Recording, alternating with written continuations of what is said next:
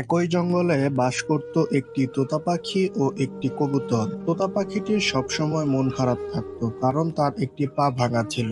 আর এই পা ভাঙা নিয়ে কবুতরটি তাকে অনেক মজা করত।